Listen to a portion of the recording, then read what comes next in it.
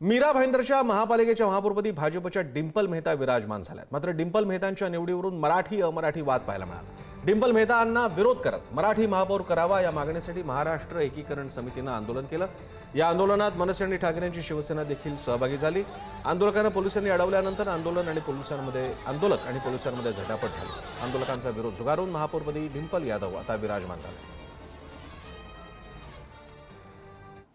हा मोर्चा आम्ही फक्त आमचा निषेध दाखवण्यासाठी केलेला आहे आणि हे शासन सरकार प्रत्येक वेळेला मराठी माणसाची अशीच गळचेपी करताना आम्हाला दिसून येतं। मराठी मोर्चाचं आमच्याकडे उदाहरण आहे।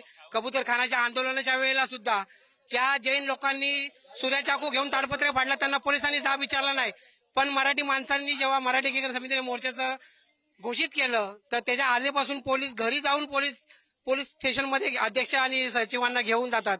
आजच्या मोर्चाचं आंदोलन जेव्हा आम्ही घोषित केलं, काल रात्री सुद्धा पोलिसांनी नोटिसा दिलेल्या आहेत आणि आम्हाला इथून आता मोर्चा घेऊन आम्हाला पालिकेपर्यंत जायचंय, पण पोलीस इथे अडवत आहेत। यावर माहिती देत आहेत आमचे प्रतिनिधी श्रेयस सावंत। श्रेयस,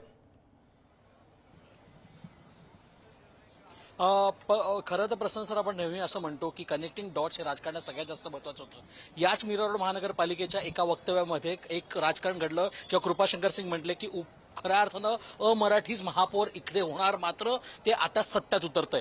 ते सत्यात जरी उतरत असलं तरी महाराष्ट्र एकीकरण समितीने आता खऱ्या अर्थानं तीव्र विरोध केलाय। त्यांनी एक निवेदन जे आहे ते अतिरिक्त आयुक्त यांना दिलेलं आहे आणि ते अतिरिक्त आयुक्त हा निवेदन दिल्यानंतर त्यांनी कडकडून विरोध या गोष्टीचा केलेला आहे। मात्र या सगळ्या गोष्टी पाहायला गेल्या तर आता शपथ झालेला आहे, पण ह्याची गोष्ट आता रिवोक होणार का हा सगळ्यात मोठा प्रश्न उभा राहिलाय। मराठी माणसं जिकडे खऱ्या अर्थानं 45 नगरसेवक आहे त्यांनी विरोध का नाही या गोष्टीला केला, हा सगळ्यात महत्वाचा प्रश्न मराठी एकीकरण समितीने आणि मनसे आणि शिवसेना उभाटा गटांनी खरं आता समोर गेले। मात्र या सगळ्या गोष्टी पाहायला गेला तरी हा निर्णय जो आता झालेला आहे तो निर्णय रिवोक होऊ शकतो का हा सगळ्यात मोठा प्रश्न प्रसन्न सर उभा राहतोय। धन्यवाद श्रेयस, तुम्ही दिलेल्या माहितीबद्दल।